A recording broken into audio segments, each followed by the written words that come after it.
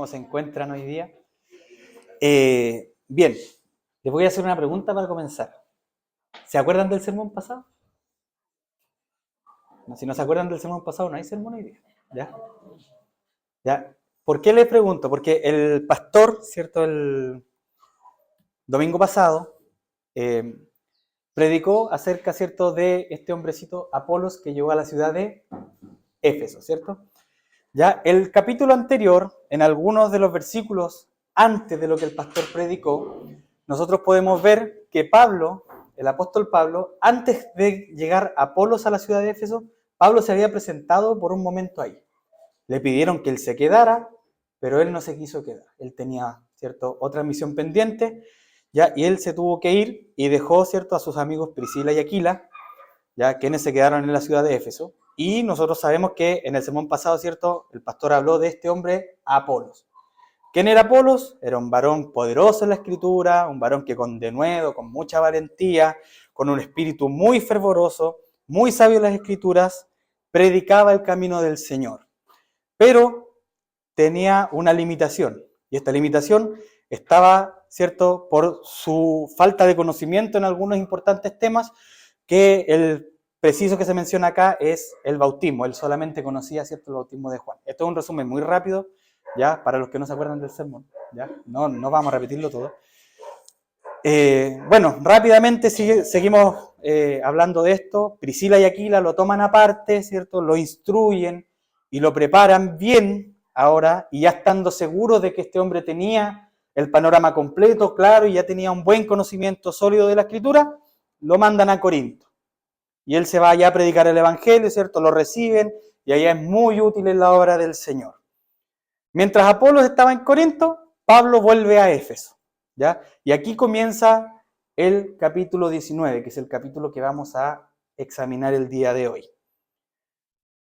Ahora, tengo una noticia no tan buena. Espero que haya traído cojín porque vamos a ver el capítulo completo el día de hoy, ¿ya?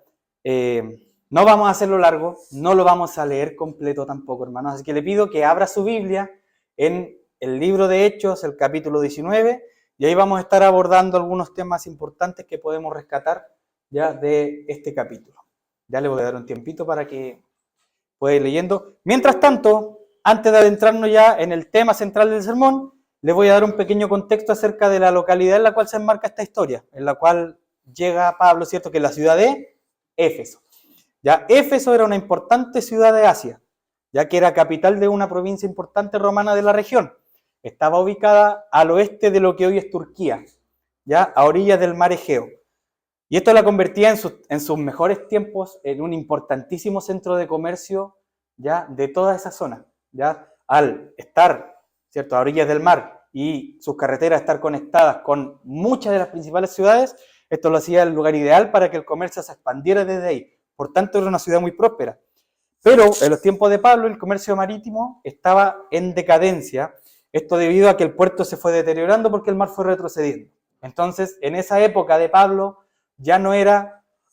Discúlpeme un poquito. Aquí también. Ya no era tan destacado el comercio vía la ruta marítima, pero como les repito, era muy importante la conexión terrestre que también tenía esta ciudad. ¿Ya? Y los historiadores dicen que aproximadamente en los tiempos de Pablo vivían cerca de 200.000 personas. Harta gente. ¿Ya? Una muestra de ello serían las ruinas del antiguo teatro de la ciudad, que se estima que tenía capacidad para aproximadamente 24.000 personas. ¿Y cómo no hablar del templo Artemisa? El templo a la diosa Artemisa, que no era la misma Artemisa griega, ya, sino que era una Artemisa creo que anterior, pero la ciudad de Éfeso era la guardiana, por decir así, del templo a la diosa Artemisa, ¿ya? Y a esta diosa la consideraban ellos como la patrona de la localidad, como San Carlos, ¿cierto? El patrono creo que se llama San Carlos Borromeo de la ciudad. Ellos tenían su patrona que era la diosa Artemisa, ¿ya? O Diana también se le llamaba en la escritura. Para estos hombrecitos, ¿ya? Para estos hombres de Éfeso, Artemisa era la diosa de la fertilidad, de la virginidad y de la protección del parto, ¿ya? Y el culto a Artemisa era tanto en esa ciudad que el templo que le construyeron fue uno de los mayores edificios de la época. era aproximadamente 4 veces, no sé si conocen el Partenón de Atenas, ¿ya? No sé si han escuchado, ya, era como 4 veces el Partenón de Atenas, ¿ya? Y este edificio tan grande, tan majestuoso, fue considerado incluso como una de las 7 maravillas del mundo antiguo. ¿Por qué les digo esto? Porque era tan influente el culto Artemisa en la ciudad de Éfeso, que una de las principales actividades económicas, ya sabemos que el comercio no estaba tan fortalecido, pero sí era el turismo religioso. Todos iban al templo de Artemisa en Éfeso, muchos iban allá, ¿ya? Entonces, una de las principales actividades económicas era la fabricación y venta de artículos concernientes al templo de Artemisa, como templecitos de plata o de algunas esculturas de la diosa. ¿Ya? Esto téngalo presente porque esto también lo vamos a incluir en el sermón. Pero imagínense el desafío que tenía el apóstol Pablo de llegar a una ciudad tan idólatra. Bueno, ya había hecho 2 viajes misioneros en ciudades probablemente mucho más idólatras, ¿ya? Pero qué difícil tiene que ser ya en un tercer viaje volver a enfrentarse con una ciudad tan hipócrita, o sea, tan idólatra, hipócrita iba a decir, ¿ya? Qué bueno que el Señor iba con él, menos mal que él no iba solo, ¿cierto? El día de hoy, mis hermanos, vamos a hablar de Pablo, ¿ya? En Éfeso, su llegada a Éfeso y algunos hitos importantes de lo que hizo Pablo en esa localidad. Así que el día de hoy tengo 3 cositas que decirle, 3 puntos que vamos a examinar, ¿ya? El título del sermón, ya, yo lo pensé harto, no hallaba qué título ponerle, pero lo mejor es copiar un versículo que quiere decir que no hay otro nombre dado a los hombres en el cual podamos creer y ser salvos, ¿ya? Eso también se dijo en Hechos, ¿cierto? Muy bien. El primer punto que vamos a examinar el día de hoy, ¿ya? Que se basa en los versículos 1 al 10 de nuestro capítulo 19, tiene por título Jesús, el único nombre que salva, ¿ya? Y aquí llegó Pablo, ¿cierto? Mientras Apolos estaba en Corinto, Pablo llega a la ciudad de Éfeso. Y dice, lo primero que dice Lucas acá es que encontró ciertos discípulos. Ahora, ¿cómo encontró estos discípulos? Lucas no nos dice. ¿Ya? Difícilmente había como un letrerito, hola, discípulos, ¿ya? Sino que probablemente como él tenía amigos, ¿cierto? ¿Qué es lo que hace uno cuando llega a una ciudad? Encontrarse, ¿cierto?, con las personas que conoce. Lo más probable, se dice que Pablo tiene que haber tenido cierta comunicación cuando llegó a Éfeso con sus amigos que estaban allá, sus colaboradores, Priscila y Aquila, que tienen que haberle dado algún informe acerca de cómo iba la obra en ese lugar, ¿ya? Pero el punto es que Pablo llega y se encuentra con cerca de 12 hombres, ¿ya? Y le hace una pregunta, nos dice Lucas. Lo primero que hace es hacerles una pregunta.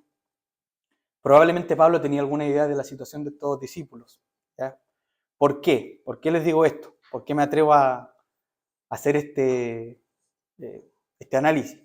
Porque yo no llegaría, por ejemplo, a donde sé que hay discípulos y les hago la pregunta que le hizo Pablo, ¿ya? Yo no llego donde un hermano cristiano desconocido y le digo, hola, ¿tú recibiste el Espíritu Santo? Que fue la pregunta que Pablo les hizo a estos hombres. ¿Qué les pregunta?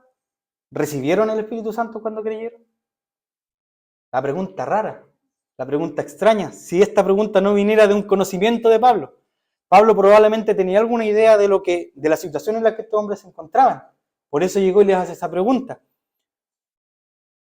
Y estas personas nosotros podemos deducir que se encontraban en una situación similar, pero aún más desventajosa que la situación en la que se encontraba Apolos. ¿Por qué? Porque tampoco tenían mucha idea del Evangelio. No tenían una idea muy clara acerca del Evangelio. O sea, cuando Pablo les pregunta esto, la respuesta, si bien la pregunta es extraña, cuando yo estaba estudiando encontré raro que Pablo les preguntara esto, pero mucho más rara fue la respuesta. Porque ellos, cuando le responden, le dicen, no, ni siquiera sabíamos que había Espíritu Santo. Vaya mirando, me están mirando mucho a mí, vayan mirando la Escritura también para que vean que lo que digo no es mentira. ¿Ya? No estoy inventando la historia, sí, estoy parafraseando un poquitito nomás en la traducción José Sarabia de la Escritura. ¿Ya?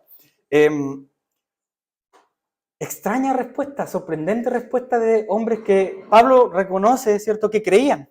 ¿Recibieron el Espíritu Santo cuando creyeron? No teníamos idea que había Espíritu Santo.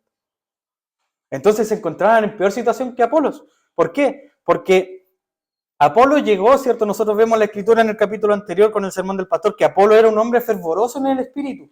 Eso quiere decir que él tenía un encuentro real personal con el Señor, que él tenía el Espíritu Santo, que le instaba con poder a predicar el Evangelio. Era un hombre que ya había gustado del don del Espíritu Santo, pero acá nos encontramos con hombres que no tenían idea quién era el Espíritu Santo, no sabían que el Espíritu Santo lo tenían que recibir. Como les digo, Pablo tiene que haber tenido alguna idea de lo que estaba pasando con estos hombres.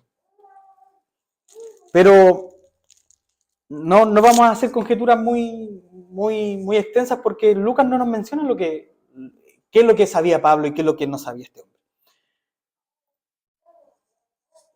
Difícilmente estos hombres no tenían idea acerca del Espíritu Santo. ¿Por qué? Porque ellos ya conocían un bautismo. Esto lo vamos a examinar un poquito más adelante. Ellos conocían el bautismo de Juan. Si conocían el bautismo de Juan, sabían que tenían que recibir el Espíritu Santo. Sabían que había uno más poderoso que él que iba a recibir el Espíritu Santo. Pero Pablo quedó un poquito desconcertado, ¿cierto?, con esta pregunta, con esta respuesta que le dieron.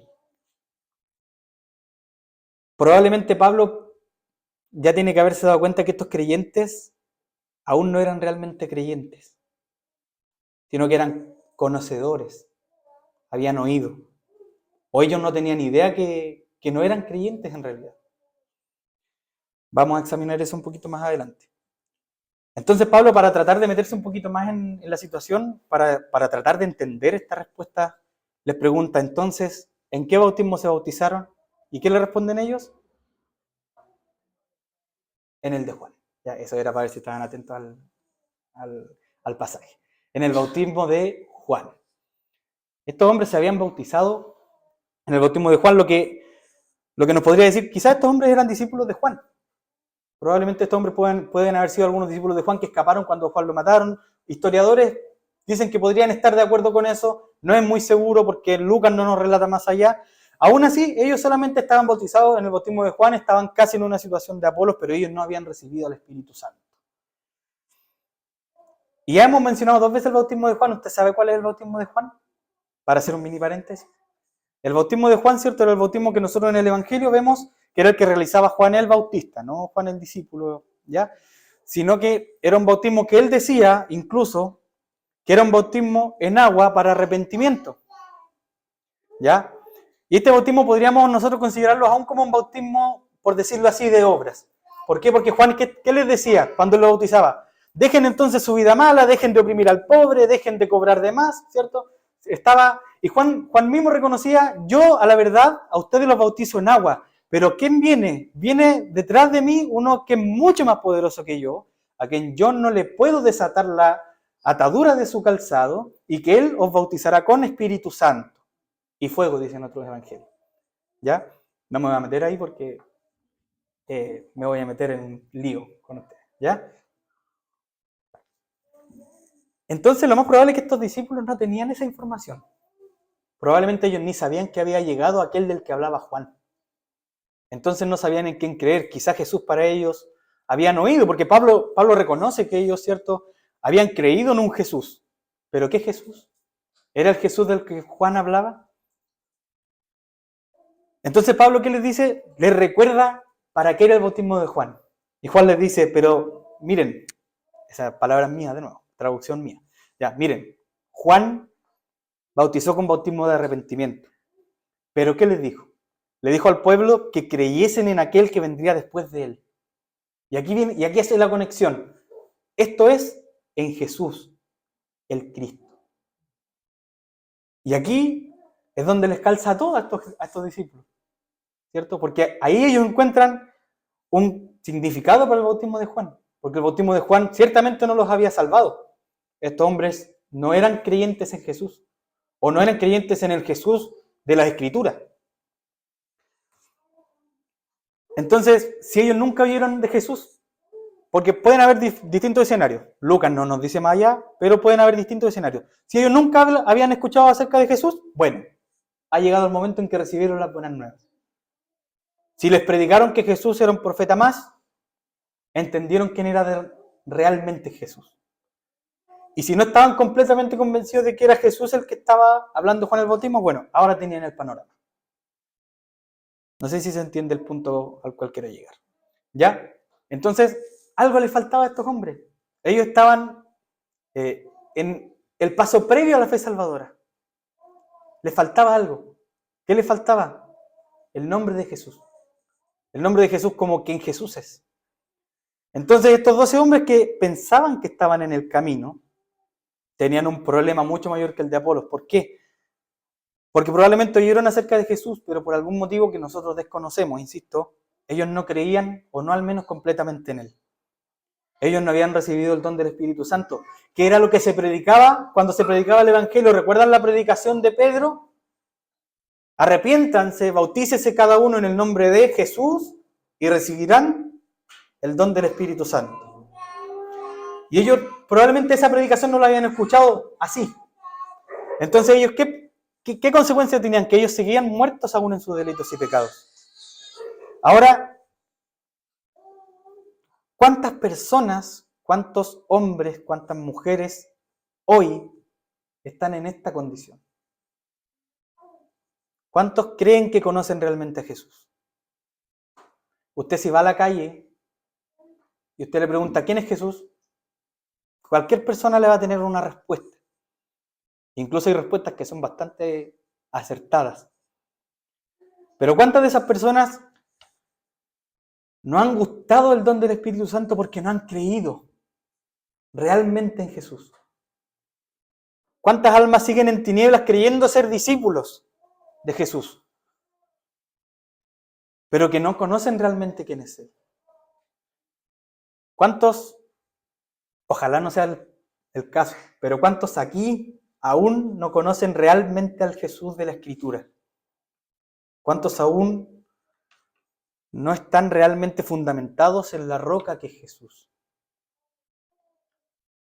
Hermano, si tu camino en el Evangelio no está enfocado en Jesucristo, en el nombre de Jesús, en su obra en la cruz para tu salvación, si tu vida no descansa aún en los brazos de ese que fue muerto y resucitó por amor a ti, entonces todavía estás perdido. Si las personas que están afuera creen que Jesús es el Hijo de Dios, porque yo estoy seguro, vamos a la calle y le preguntamos, hacemos el ejercicio, le preguntamos a todas las personas, ¿tú crees que Jesús es el Hijo de Dios? Sí, creo que es el Hijo de Dios. Pero ese creer es un creer a medias. Ese creer no es un creer genuino. Entonces, estos hombres siguen perdidos y se encuentran en la misma situación que estos discípulos. Ya, Lucas generalmente hablaba de los discípulos como los creyentes, como los hermanos, como los aprendices en el camino. Pero estos discípulos no eran completamente discípulos aún. Y estos se habían bautizado en el bautismo de Juan, que era un bautismo, como les decía, un bautismo de obras, un bautismo de arrepentimiento moral. Porque ese bautismo no aplica si ellos no ponen su fe en aquel del que Juan hablaba.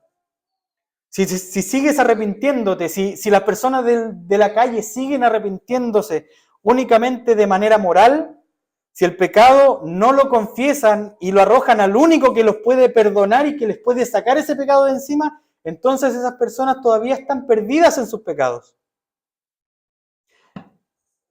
Insisto que estos 12 discípulos sin Cristo estaban muertos aún en sus delitos. No importa si cuando los bautizaron en el bautismo de Juan ellos realmente se dolían por su pecado. Pero ellos únicamente fueron admitidos en la iglesia de Jesús. Únicamente ellos fueron hechos hijos de Dios cuando pusieron su fe en el de cual Pablo en este momento les estaba predicando. No antes. Entonces, ¿qué nos dice la Escritura luego de esto?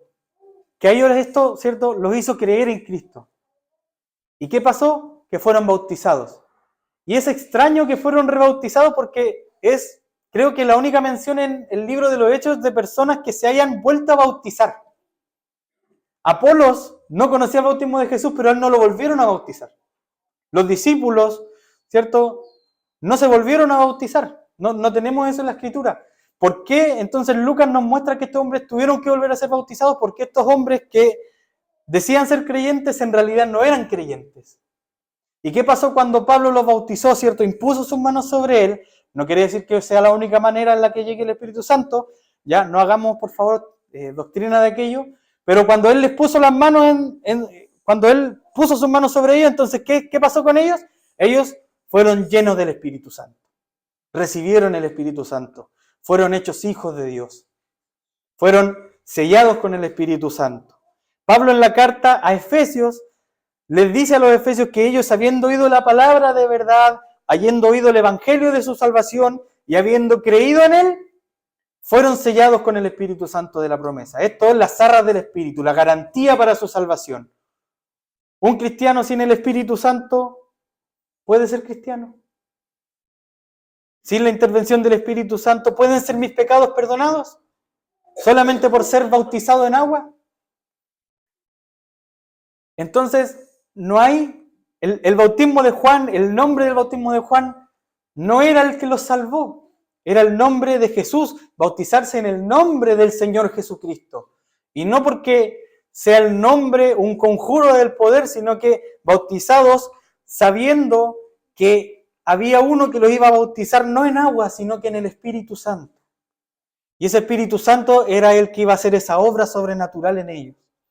Y allá afuera en las calles, allá en el trabajo, allá en tu círculo cercano, hay personas que aún piensan que creen en el Evangelio, que tienen una visión personal acerca de Jesús. En mi familia, en tu familia, hay personas que creen conocer a Jesús, pero que tienen un Evangelio distorsionado, incompleto, mal enfocado, o enfocado en los hombres, pero no en Jesús.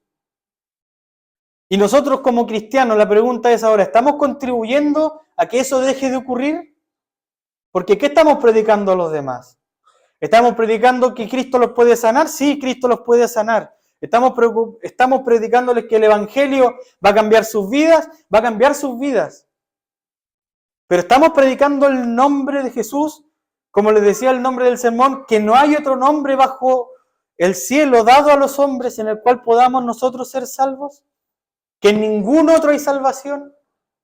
Que no en sus obras, que no en sus mandas que ellos puedan hacer. Nosotros vemos, ¿cierto?, para fechas importantes, mandas de personas que van arrodilladas pidiéndole al Señor que los perdone, pidiéndole al Señor. No sé si ha visto, está mi esposa aquí, me va a retar, pero no sé si ha visto El Señor de la Querencia, el remake que están haciendo. Cómo este hombrecito, ¿cierto?, que no me acuerdo cómo se llama, ya, el Echeñique, se azotaba pensando que Dios lo iba a perdonar por azotarse y seguía teniendo esa vida de basura. ¿Ya? Jesucristo es el único que puede actuar ahí. El nombre de Jesús es el único poderoso para que nosotros tengamos salvación. Y esto es lo que le estaba diciendo Pablo a estos discípulos.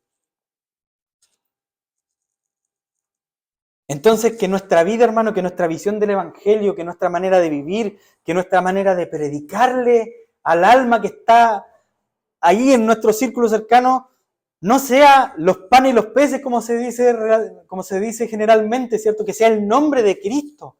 Porque sin Cristo, y si, por ejemplo, dice la Escritura que si Cristo no resucitó, entonces nuestra fe es vana. Nuestra fe es vana. Sin el nombre de Cristo, el Evangelio está vacío. No está cumplido el Evangelio. Sin la obra de Cristo, sin ese nombre que es sobre todo nombre.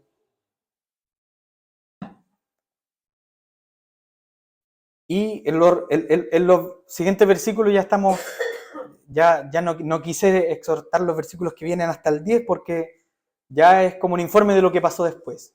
El hito importante de estos 10 versículos es lo que pasó con estos 12 discípulos, que creyeron. Pero Pablo, cierto, entró en la sinagoga, habló muy valientemente por cerca de 3 meses. Imagínense, duró harto en la sinagoga, lo dejaron estar harto tiempo, pero como es el común en todo el libro de Hechos, no faltan los que se endurecen, empiezan a hablar mal del Evangelio, y Pablo, ¿qué es lo que optaba por hacer? Es tomar a los que estaban escuchándolo y se los lleva a otro lugar de un conferencista que se llamaba Tirano, y ahí continúa por cerca de 2 años discipulando, predicando el Evangelio y, ¿cierto?, hablando de la palabra del Señor. Tanto que todos los que habitaban en Asia, tanto judíos como griegos, ¿ya? Y presumiblemente todos los demás, de todas las nacionalidades que habían ahí, oyeron la palabra del Señor.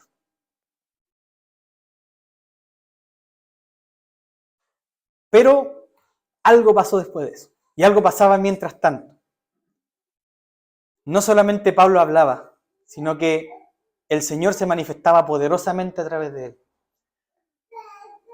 El nombre de Jesús era glorificado a través de las cosas que ocurrían cuando Pablo hablaba. Y vamos a llegar al punto número 2 del sermón, ¿ya? No va a ser tan largo, hermanos, ya estamos casi. Pero el punto 2 de este sermón se titula que Jesús es el único nombre con poder. Porque el relato de Lucas continúa, ¿cierto?, en los versículos del 11 en adelante hasta el 22, con una narración acerca del poder sobrenatural del Espíritu Santo, y nosotros sabemos que eso es así, porque a través de todos los capítulos anteriores hemos visto que el Espíritu de Dios se mueve con poder a través de las predicaciones del Evangelio, a través de los apóstoles, a través de los ministros que estaban ministrando ahí. Entonces la Escritura aquí Lucas nos dice que hacía Dios milagros extraordinarios a través de Pablo, de tal manera que aún los paños o delantales de su cuerpo se le iban a los enfermos y eran sanados, algo similar a lo que pasó con la sombra de Pedro, o un poder similar al poder, cierto, del manto de Jesús, ¿ya? Pero la cosa es que el Evangelio iba acompañado de poderosas señales, ¿ya?, que ocurrían cuando Pablo predicaba. Principalmente, Lucas nos relata que las cosas extraordinarias que ocurrían, voy a tomar un poquito de agua, eran que se sanaban los enfermos o los demonios se expulsaban. Pero ¿qué pasa? Y aquí quiero detenerme un poquitito de nuevo. En la ciudad también habían algunos judíos que eran denominados como exorcistas ambulantes, ¿ya? Era común que en tiempos bíblicos el pueblo judío, los principales maestros, ya les pidieran de repente que ellos fueran y expulsaran demonios. No sé si han visto The Chosen, ¿ya? En The Chosen vemos como uno de los principales de la sinagoga fue a tratar de expulsar un demonio, ¿ya? No le resultó. Para los que no lo han visto, spoiler, no le funcionó, pero se acostumbraba a pedirle a los maestros, ¿cierto?, que ellos fueran, ¿ya? Y la Escritura aquí nos menciona que estos hombres, aparte, eran hijos de un tal Esceva, que era judío, jefe de los sacerdotes, entonces tenían rango aparte de eso. Estos exorcistas ambulantes, que andaban por ahí sacando demonios. Ahora, en Éfeso se acostumbraba a que estos exorcistas, ¿ya?, usaran especies de conjuros mágicos, por decirlo así, para expulsar a estos demonios. Entonces, qué fácil tiene que haber sido en Éfeso encontrar un montón de rollos de magos, ya, de personas que trataban de conjurar, ya, para expulsar a estos demonios, y ciertamente no siempre les funcionaba. Pero ¿de qué se dan cuenta estos hombres? Que había un Pablo que estaba predicando el Evangelio y que predicaba un nombre. ¿Qué nombre predicaba? El nombre de Jesús. Y decía que él, en el nombre de Jesús, sanaba enfermos y expulsaba demonios. ¿Y qué pasó con estos hombrecitos? Se quisieron subir al podio. Dijeron, aquí tenemos la fórmula infalible. Acá tenemos el conjuro infalible que nos va a hacer ya poder dedicarnos bien a esto y que no nos falle nunca más. Entonces, ¿qué sucede? Que Lucas nos dice que estos hombres trataban de expulsar demonios en el nombre de Jesús. ¿Pero qué decían ellos? Y lo voy a leer en la NBI porque en la Reina Valera les decía, os conjuro, y conjuro es como medio mago, ¿ya? Pero en la NBI dice, en el nombre de Jesús, a quien Pablo predica, les ordeno que salgan. Eso les decían estos exorcistas ambulantes a los demonios, ya que estaban poseyendo a estas personas que les llevaban. ¿Qué decían ellos? Los conjuro en el nombre de Jesús, el que predica Pablo. Como subtítulo, ¿ya? ¿Era Jesús el importante para estos hombres? El importante acá era Pablo. Ellos creían que Pablo tenía el poder, que era un conjuro más. Entonces ellos decían, los conjuro en el nombre de Jesús, pero ¿qué Jesús? No tengo idea quién es Jesús. Yo sé que Pablo predica de que hay un Jesús y en el nombre de él yo los conjuro para que salgan. Entonces, probablemente estos judíos que se encontraron en el Evangelio que Pablo decía una fórmula más solamente. Pero este nombre de Jesús era un nombre derivativo acá, ¿ya? Porque dependía de ser invocado por Pablo. No era un nombre poderoso en sí, sino que porque Pablo hablaba de ese nombre, ellos expulsaban demonios en su nombre. En el Evangelio nosotros también vemos a uno que expulsaba demonios en el nombre de Jesús y que no estaba invitado a hacerlo. No sé si han leído ese pasaje donde los discípulos van a acusar a uno ante Jesús y le dicen, Señor, Señor, hay uno que no anda con nosotros, pero anda expulsando demonios en tu nombre. ¿Qué vamos a hacer? Nosotros le dijimos que lo dejara de hacer. ¿Pero qué les dice Jesús?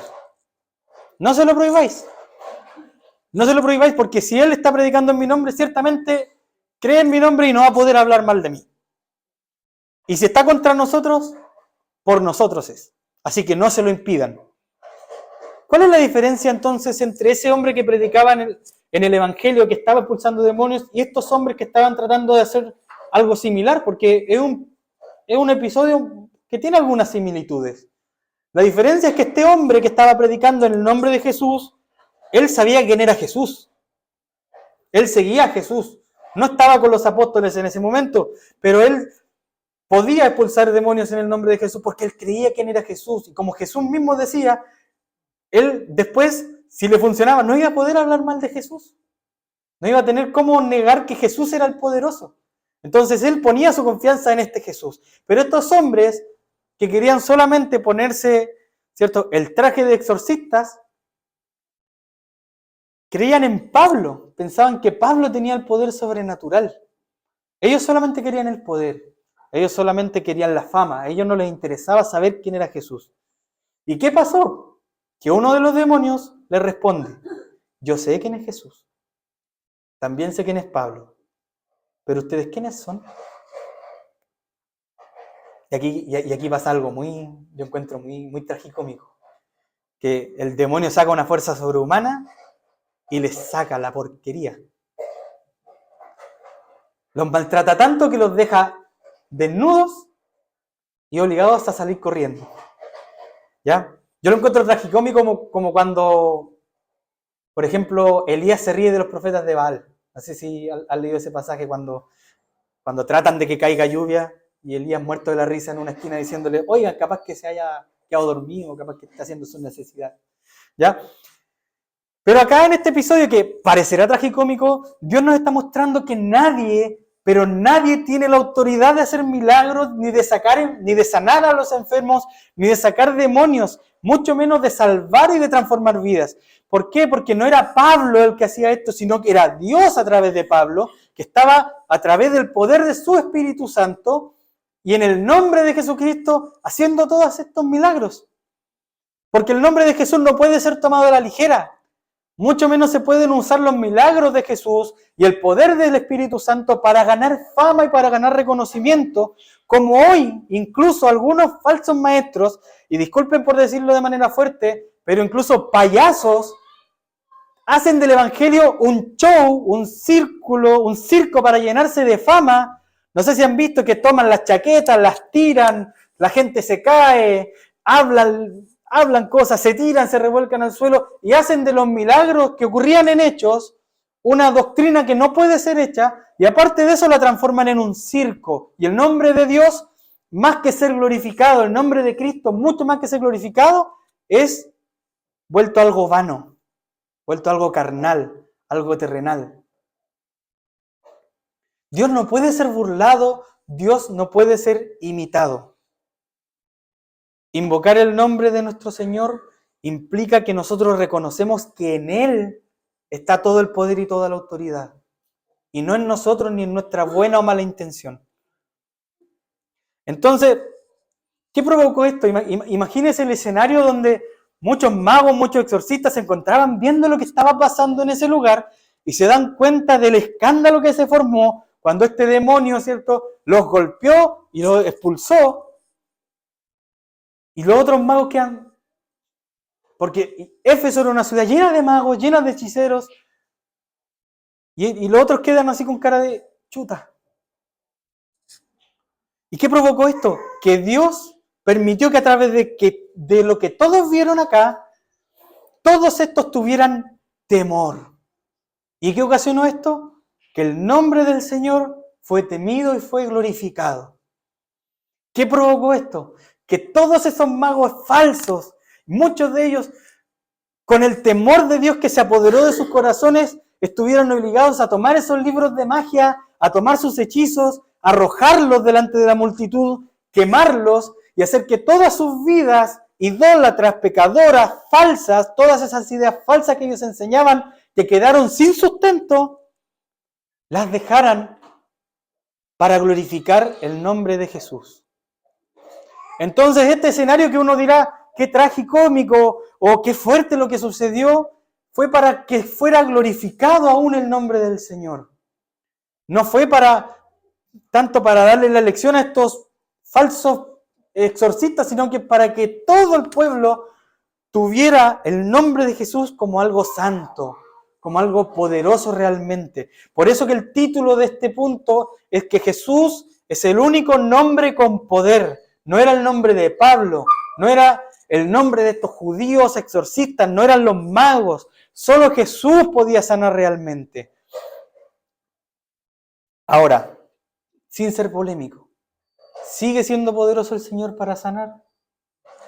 ¿Sigue siendo poderoso el Señor para libertar? Sigue siéndolo. ¿Podemos hacer doctrina de lo que pasaba en Hechos, de que porque nosotros vamos a andar expulsando demonios van a salir? No. Eso depende únicamente del Señor. Pero Él tiene el poder. Su Espíritu Santo tiene el poder. Pero aquí el milagro más sobrenatural, y esto quiero para finalizar este punto, lo más sobrenatural del pasaje no eran los milagros de las sanidades, no eran los milagros de los demonios expulsados, porque el milagro más sobrenatural que podemos nosotros ver es cómo un corazón idólatra, cómo un corazón malo, un corazón lleno de maldad, es transformado por el nombre de Jesús.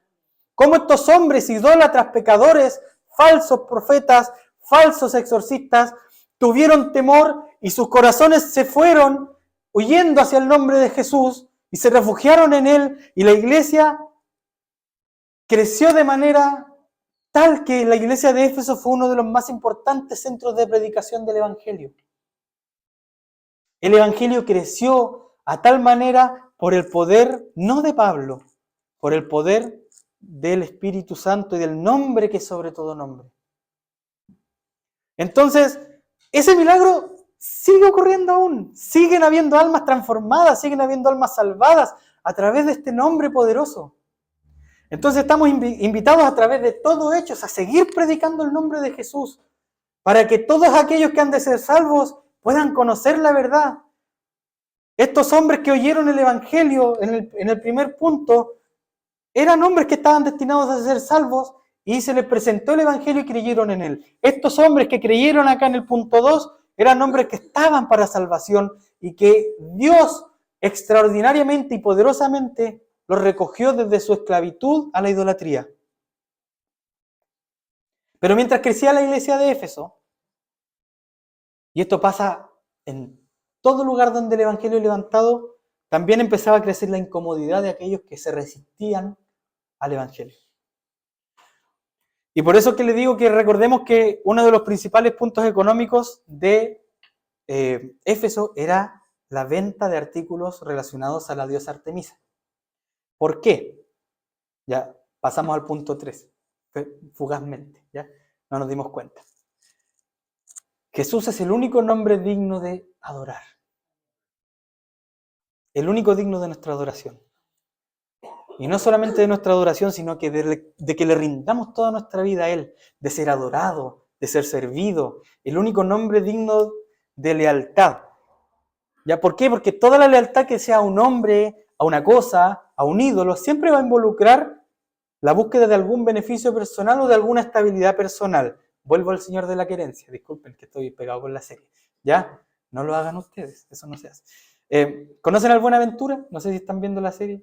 Ya, pero los que la vieron antes, el Buenaventura era un ser que estaba dispuesto a matar por su patrón, que estaba dispuesto a dar la vida por su patrón. Si su patrón le decía una cosa, él la hacía. ¿Por qué? Porque él le debía algo a su patrón según él. ¿Qué le debía? Le debía su casa, le debía su techo, le debía su comida.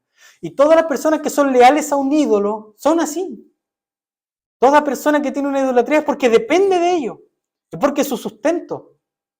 Y acá nosotros vemos a un idólatra de tomo y lomo, que era este personaje llamado Demetrio, un artesano de plata, probablemente el jefe del gremio de los artesanos de plata, ya que vivía de su habilidad de construir esculturitas de plata del templo de Artemisa, y no era poco lo que ganaba. No era mal negocio. Ya la escritura aquí nos muestra que traía harta platita para su vida y para el gremio, y dejaba harto bien parado este trabajo. Pero ¿qué pasa con este tal Demetrio? Vio que el evangelio prosperaba. ¿Y cuál es uno de los principales puntos del evangelio que Pablo predicaba? Que los dioses hechos de mano de hombre no son dioses. Y que hay un Dios verdadero. y que a ese Dios hemos de habitar y que no habita en templos. Entonces, este hombre Demetrio ve amenazada su estabilidad laboral, ve amenazado su ídolo. Entonces, estaban en peligro. ¿Y qué hace este hombre? Deja el alboroto más grande. Va donde sus compañeros del gremio y les dice, oigan, ¿saben qué? Este Pablo está predicando que todo nuestro negocio es falso. Entonces les mete miedo y les dice, nuestro sustento se va a acabar y lo peor de todo es que el nombre de nuestra buena Diana o Artemisa va a ser tomado en nada. ¡Oh, qué escándalo! Y ahí es donde sale el nacionalismo, porque si le tocaron el santo patrono a este hombre, el escándalo va grande. Y de hecho el título de este pasajito es el alboroto en Éfeso. Se armó un alboroto de aquellos, un alboroto tremendo, en el cual tomaron, ¿cierto?, a los amigos de Pablo. Pablo se alcanzó a escabullir, Pablo quería ir, estoy parafraseando rapidito todos los versículos que nos quedan, Pablo quería ir, no lo dejaron ir porque probablemente lo iban a linchar, lo iban a pegar, los llevaron, ¿cierto?, al lugar de reunión, y ahí donde estaba el alboroto, unos gritaban, grandes Dianas de los Efesios, otros gritaban quizá qué cosa, habían otros que, dice la Escritura, que no tenían idea de lo que estaba pasando, y ahí estaban gritando y mirando igual. Un alboroto como el que pasa hoy en día, cuando hay un choque, todos ahí mirando, ¿cierto? Alboroto tremendo que se armó. ¿Por qué? Porque a ciertos plateros, ciertos hombres que vieron estabilizada su fuente laboral, se les amenazó por la llegada del Evangelio. ¿Amenaza ciertos tipos de vida actualmente el Evangelio? ¿Amenaza economías el Evangelio? ¿Amenaza ideologías? ¿Hace que la gente tenga que buscar otro medio de vivir? Probablemente. Probablemente porque el Evangelio de Cristo nos hace alejarnos de la idolatría. Pero ahora la idolatría, ¿cierto? Oh, se me olvidó poner el celular en silencio. Estamos terminando. Pero el Evangelio de Cristo, ¿cierto?, se encarga de expulsar a estos falsos ídolos. ¿Hay ídolos en tu corazón aún? El pastor el domingo pasado y a través de muchos domingos han estado hablando de esto. ¿Hay ídolos en tu corazón? ¿Le eres leal a algo más que no sea Cristo? Ahora, ¿tu sustento está en algo que no sea Él? Eso es importante que tú lo examines todos los días. ¿Qué está haciendo que yo pierda el sueño? El pastor siempre dice, lo que nos quita el sueño es nuestro ídolo. Lo que no te deja dormir, lo que te tiene pensando todo el tiempo. Ciertamente, en cierto grado estamos en la condición de Demetrio, resistiéndonos a dejar nuestra manera de vivir cómoda, nuestro sustento de vivir cómodos, porque el Evangelio amenaza esa estabilidad. Ahora, ser leal a Cristo, ser leal a nuestro Señor, al único digno de adoración, no implica un beneficio personal. Nosotros no somos leales a Él y no deberíamos ser leales a Él porque le tenemos miedo al infierno. No deberíamos ser leales a Él, ¿por qué? Porque somos pecadores y necesitamos que Él nos perdone. Que sí es verdad, Él nos promete liberarnos de la ira venidera, Él nos promete perdonar nuestros pecados, pero nosotros somos fieles a Cristo porque lo amamos a Él y porque amamos el avance de su reino. Entonces, todo ese alboroto que se generó fue porque a alguien le tocó el negocio, porque el ídolo de Demetrio no era Diana. Y le ponemos nombre a nuestra idolatría. El ídolo era que él iba a perder su empleo, su ídolo era su negocio, su ídolo no era el altar a Diana. No le interesaba Diana, no le interesaba el Evangelio. Si el Evangelio hubiera quedado ahí en nada, Demetrio no se hubiera levantado como se levantó. Pero fue porque amenazaron su negocio, su fuente de estabilidad laboral. Ahora, ¿se ha visto alguna vez amenazada tu estabilidad por el Evangelio? ¿Estás dispuesto a resistir eso? ¿Y poner tu confianza en aquel nombre que es sobre todo nombre y adorar solamente al que es digno de adorar? Ahí está difícil la respuesta. Está compleja la respuesta. Así que, hermanos, terminando. El nombre de Jesús es el único nombre en el cual podemos creer y ser salvos. Eso está claro. Es el único nombre con real poder para libertar al alma perdida, para sanar el corazón quebrantado. y es el único que se merece ser el centro de nuestra adoración, no los ídolos, no el dinero, no nuestra estabilidad. Así es que le invito a que conozcamos y prediquemos el poderoso nombre de Cristo, el único que tiene poder para salvar al perdido, en el único en el que hay salvación y el que nos demanda y nos exige que entreguemos toda nuestra vida para el avance de su reino. Le invito a orar. Amado Dios, gracias le damos, Señor,